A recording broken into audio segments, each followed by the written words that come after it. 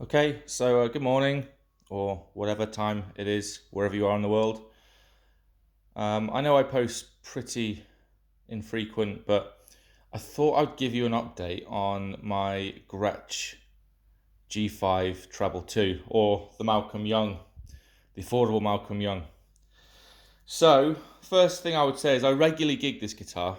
I play in a rock covers band, so it's not all AC/DC material, but um, I mostly play like licks and rhythm.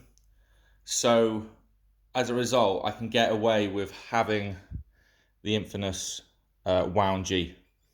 So I think these are 12 to 52s with a wound G. Um, as I mentioned in the previous video, I upgraded the machine heads to these locking type. I don't think you actually had to, but they are just so convenient for changing strings. I love them. There isn't a problem that much with neck dive, I don't find, but I've heard some people with this model in general find a bit of neck dive. So I stained the fretboard with India ink, which is, I can't find the bottle now, but really simple process. Just take your time, try and be neat, and the results are fantastic. It genuinely now, it does look, it looks like ebony. And then since then, cat's involved in the video.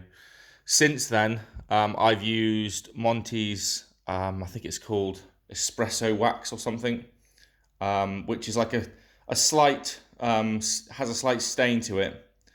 And I've just used that every time I've changed the strings, and absolutely really pleased with the results. If I can get it in the light, but it looks and feels just like ebony.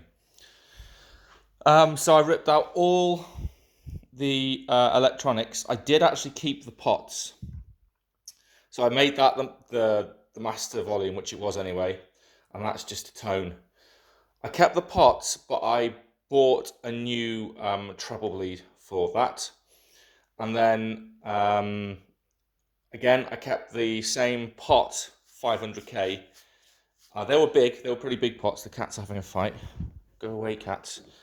I kept the same pot, but what I did do, I changed for a paper in oil. I think it was 0.047 microfarad, whatever, I don't know what the term is, capacitor. And that, I mean, a capacitor is a capacitor. Whether it's like a really expensive Bumblebee one or a orange drop, they all do the same thing. They don't sound different. I think the more expensive ones you have, the more likely they are to be accurate to what they say they are. And I prefer the taper of the tone with the 4.7. It gets darker quicker, and I like that for adjusting, because this is a bright guitar now. So pickup, I've got a TV Jones Powertron, and to mount it, I don't know if you can see in there. To mount it, I wood glued 2 pieces of wood to the actual body of the guitar, and then I screwed in the TV Jones the old-fashioned way. It's solid as a rock. Got the string height just nice as I like it. Then the only other upgrade, I got a Faber tailpiece, which was a straight fit. It is so incredibly light, and I mean, some people say changing the tailpiece makes no difference. For me, especially with these heavier gauge strings, there was a huge difference. The whole guitar is much more kind of acoustic, and it feels more alive. And plugged in, there's just a little bit more zing. Again, write in the comments sections if you disagree or agree. But I personally think there's a difference. And it was like 30 quid or 40 quid, so it was worth the upgrade, in my opinion. Other than that, she's the same guitar. I got the furniture tax. The only thing I did different from Malcolm Young's Beast is I just preferred the kind of like the aged ones. I think they're like aged brass or whatever they are. I don't know what they are. And I just literally super glued them in. They were a perfect fit. Took off the scratch guard. But you can see inside the guitar, like for, I don't know what they are in America, but in Britain they're about 350 or 400 pounds, right?